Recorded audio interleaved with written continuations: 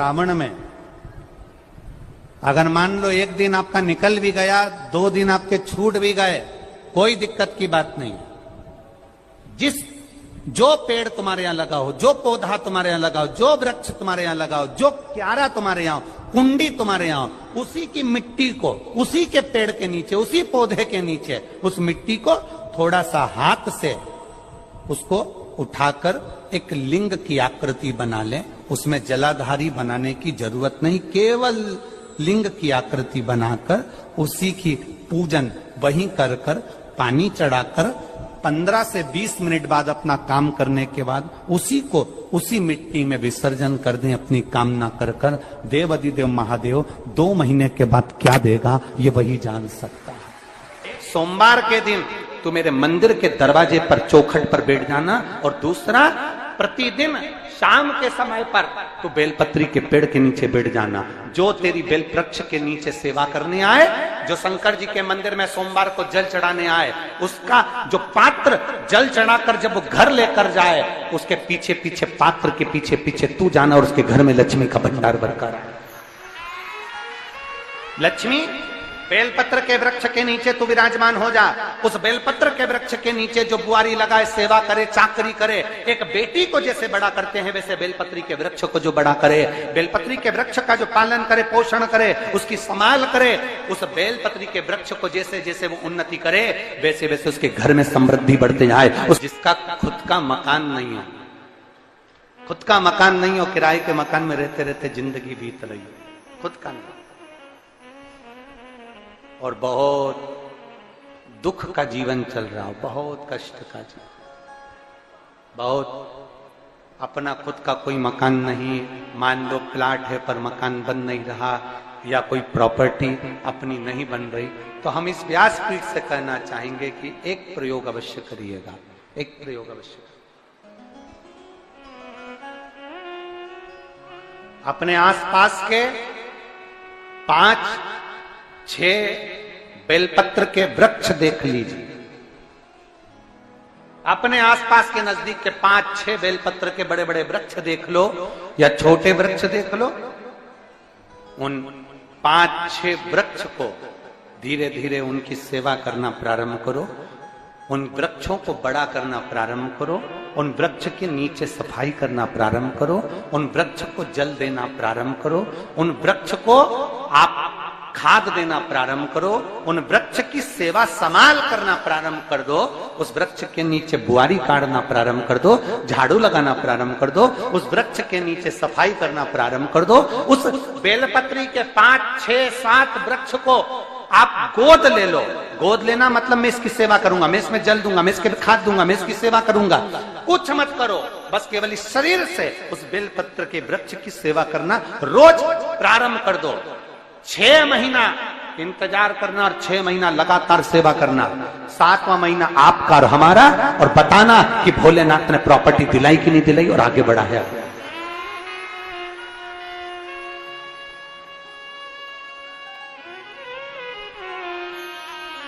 एक बेलपत्र का वृक्ष जिसके नीचे माता लक्ष्मी विराजमान होती है, एक बेलपत्र के वृक्ष के नीचे लक्ष्मी रहती है।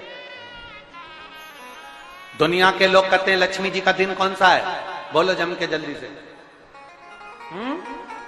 शुक्रवार।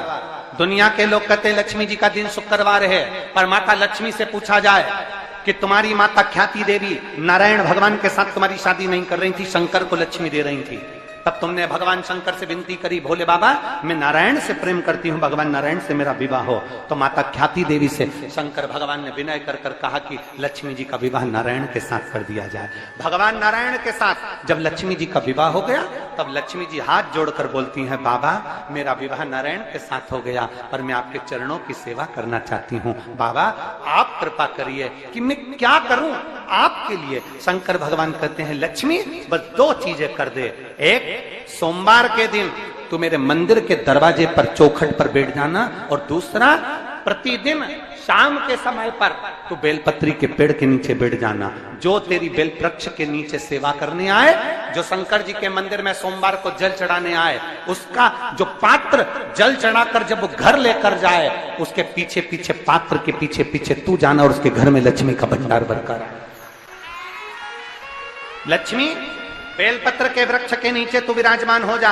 उस बेलपत्र के वृक्ष के नीचे जो बुआरी लगाए, सेवा करे, चाकरी करे, एक बेटी को जैसे बड़ा करते हैं वैसे बेलपत्री के वृक्ष को जो बड़ा करे, बेलपत्री के वृक्ष का जो पालन करे, पोषण करे, उसकी संभाल करे, उस बेलपत्री के वृक्ष को जैसे जैसे वो उन्नति करे, वैसे वैसे उसके घर में समृद्धि बढ़ते जाए, उसके घर में वैभव बढ़ते जाए। ये शंकर भगवान माता लक्ष्मी से करे, भगवान शिव माता लक्ष्मी से करे। तो भस्म, अगर शिव के मंदिर में भस्म मिल जाए, शंकर पर चढ़ी हुई भस्म अगर मिल जाए तो, और अगर भस्म ना मिले ना, तो शंकर के जो शंकर भगवान का जो शिवलिंग है, शिवलिंग के आसपास में जो जलाधारी है, यहां अगर भस्म ना मिले तो इस जलाधारी पर अपना हाथ स्पर्श कर कर अपने तन पर उसको लगाकर जरूर आओ। भस्म, एक शंकर पर चढ़ा हुआ जल, दूसरे नंबर पर है शंकर पर चढ़ी हुई भस्म। ये दो स्पर्श जरूर, स्पर्श। एक भस्म का एक बड़ा सुंदर चरित्र आता है। दूसरा, जिस भूमि पर बैठकर कथा सुनो, उसकी रज को अपने मस्तक पर थोड़ा सा लगाकर अवश्य जाओ, तो जीवन का एक आनंद है। और शंकर के मंदिर में जाओ तो दो चीजें अवश्य लेकर आओ। पहला, शंकर जी पे चढ़ा हुआ, जम के बोलो, जल अवश्य लेकर आओ। क्योंकि जब तुम जल लेकर आते हो, पात्र लेकर आते हो, तो मेरा महादेव लक्ष्मी जी को तुम्हारे पीछे पीछे तुम्हारे घर तक भेज देगा। चढ़ी हुई बेलपत्र मत खाओ, लोग कहेंगे शंकर पर चढ़ा हुआ ये मत खाओ। हम इस व्यासपीठ से निवेदन करना चाहेंगे कि आप अगर दिल रखकर अपने बाबा से कहोगे ना, तो बाबा पर चढ़ा हुआ जो जल है ना, वो जल साधारण नहीं रहता। मेरा भोलेनाथ जब दुनिया को अमृत देता है तो तुमको भी अमृत दे देता है। दो चीजें कभी मत छोड़ो। अगर मंदिर में गए हो तो दो चीजें कभी मत छोड़ो। कथा में गए हो तो दो चीजें कभी मत छोड़ो। एक, कथा श्रवण करना, दूसरा जहां कथा बैठकर सुनते हैं वहां की रज को अपने मस्तक पर लगाना।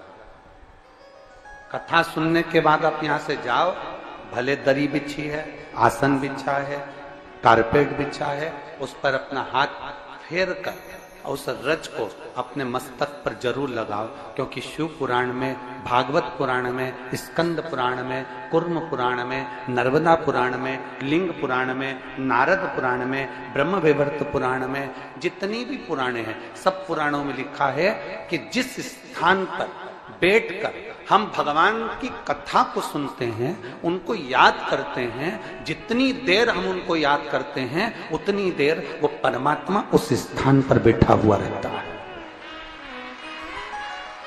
हाथ रखकर बोलना, शंकर भगवान से तुम्हारा रिश्ता कौन सा? शिव जी से आपका कौन सा रिश्ता?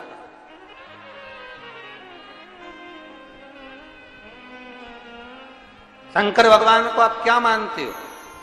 हमने आपको एक संबंध बताया था कि सीहोर कुबेरेश्वर धाम आपका मायका है, तो हम आपके भाई हैं, तो शंकर भगवान आपके पिता हैं, आपके बाप हैं, आपका बाबा है, आपका दादा है।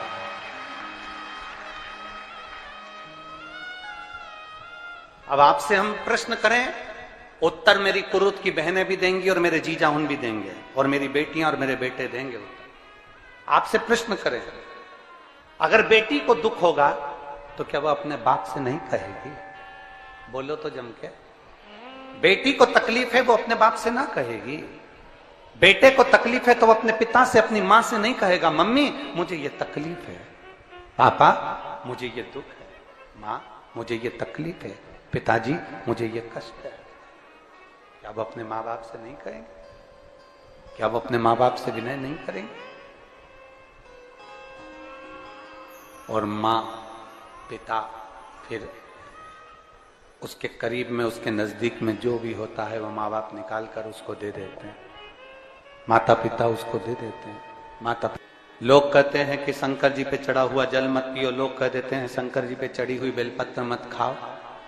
कोई इस बहन से पूछे, सुनीता सोनी से, कि शंकर पर चढ़े हुए जल से उसकी गांठ जो डबल से उसके शरीर में आ गई थी वो समाप्त हो गई, तो जरा विश्वास करिएगा कि एक बेटी अपने माँ बाप से ही तो कहेगी, और बाप के पास में जो होगा वही तो अपनी बेटी को देगा दुख को मिटाने के लिए।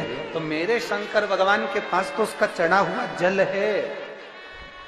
दूसरा, जिस भूमि पर बैठकर कथा सुनो उसकी रज को अपने मस्तक पर थोड़ा सा लगाकर अवश्य जाओ, वो जीवन का एक आनंद है। और शंकर के मंदिर में जाओ तो दो चीजें अवश्य लेकर आओ। पहला, शंकर जी पे चढ़ा हुआ, जम के बोलो, जल अवश्य लेकर आओ, क्योंकि जब तुम जल लेकर आते हो, पात्र लेकर आते हो, तो मेरा महादेव लक्ष्मी जी को तुम्हारे पीछे पीछे तुम्हारे घर तक भेज देगा। दो चीजें लेकर अवश्य आओ। और शिव पुराण में जाओ तो दो चीजें लेकर अवश्य जाओ। पहले नंबर पर शंकर की कथा और अपने अंदर विश्वास कि मेरे महादेव की मैंने कथा सुनी है, अब मैं भटकूंगी नहीं। सारी दुनिया में मैंने ठोकर खा ली, अब कहीं ठोकर नहीं खाऊंगी, अब तो दरवाजे पर महादेव के जाऊंगी, बाकी की कह। दूसरा, कथा में बैठी हूं बाबा के इस रज को, ये रज नहीं है, ये धूल नहीं है, ये मेरे बाबा के कैलाश 12 ज्योतिर्लिंग का चंदन है, इसको मस्तक चढ़ाऊंगी अपने हृदय से।